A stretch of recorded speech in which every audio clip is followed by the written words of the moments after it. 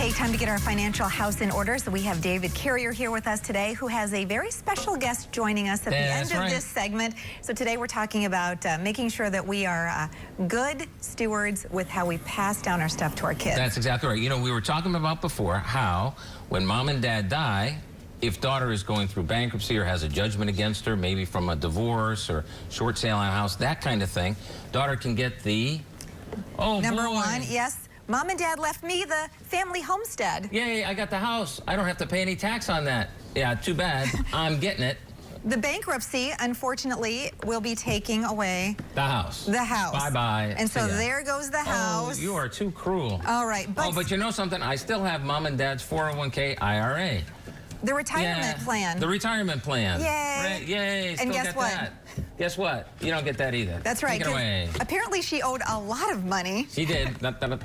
And so there goes that. Well, that's okay because now I guess we're back to zero. We're back to zero because they took the house and they took the IRA. But guess what? Somebody still owes the tax on that IRA.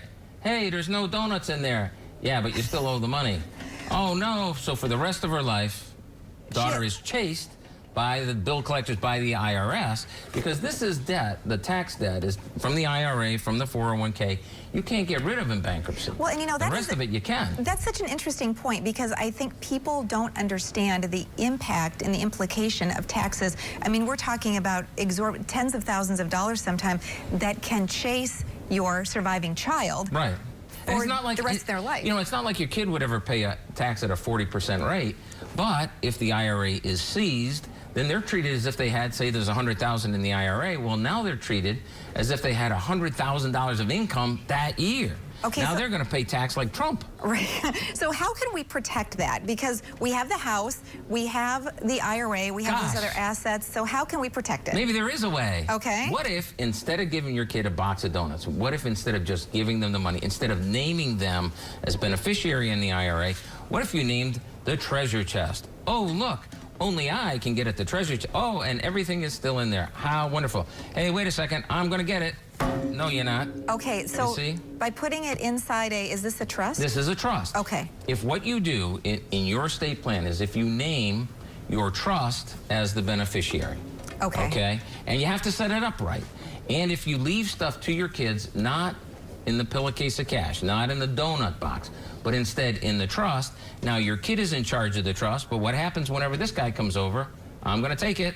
Okay, that's your cue. No, you're not. No, you're not. You see? It's protected for the daughter. Easy. Okay. But it is that easy. Yeah, okay. It's not that hard if you think ahead. If you plan ahead, you can make sure that this never happens. Right. Never happens to you. So you have to make sure that your assets that you have and that you accumulate, that what you're doing is creating that trust, that umbrella, that everything goes into, and so that when your child does eventually take possession of those assets, they are protected. They are protected. And that's they're not taken away by a bankruptcy judgment or anything else. Okay. Or anything else. So David, we know that you're a generous guy, and all year long you help people make important plans and decisions about the future.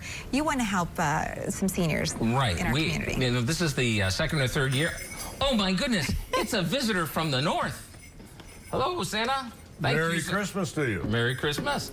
This is the Be a Senior, Be a Santa. I keep messing that up. Be a Santa to a senior. Be a Santa to a senior. Yeah. This is for folks who have taken in young kids, older folks mostly, and the money that they receive for the support of those kids does not include things like cleaning products or toiletries, that kind of thing.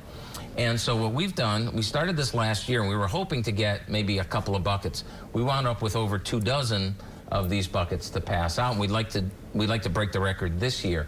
The idea is this is a way, so anyone who's coming to the workshop, right, whether it's the Christmas Eve doubleheader or any of the other workshops, or if you just like to stop by we had a guy stop by the other day who brought a bucket that was almost completely full. That's incredible. Of stuff. It was just really nice. Okay, so let's talk about those great workshops, because you have life plan workshops. We know the holiday season is a really great time for people because you have visiting family members from all over the country coming in, and you are not taking a break over the holidays. You're offering these life plan workshops. Yeah, we're doing a doubleheader workshop on December 23rd. We're doing the one on Thursday. All that kind of stuff. And the reason we're doing it is because at this time of year, right, thanks to our neighbor to the north, people are being good for goodness sake, Yes. right? And so it's a good time when everybody's sort of on their best behavior. It's not a bad time to come on in with the family.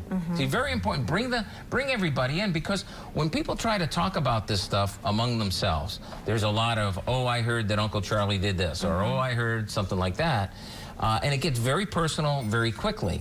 This way, at the workshop, well, you've got some stuff you can talk about that isn't that tightly in with the family. Yeah, and well, and the nice thing about the workshops too is they're the beginning of an important conversation. It's the beginning of a process for people to come to. There's no charge, but people do have to call and make a reservation because the spots are limited. Well, you know, the workshops we're doing on the 23rd, the morning workshop is almost full. Okay. We still have some seats in the afternoon, but these, you know, these workshops do fill up. But I got to tell you, over the last couple of weeks, we've had several groups where it was, you know, 3 generations. Yeah. So we had the sandwich generation bringing mom and dad, and then we had them bringing their own kids. Their own kids too. And that really gets the conversation, really gets it going. Fantastic. Right. Thanks so much. And thank you Thanks, so much Santa. for showing up, Santa. Merry Appreciate Christmas. it. Thank you for the work you're doing. Thank you.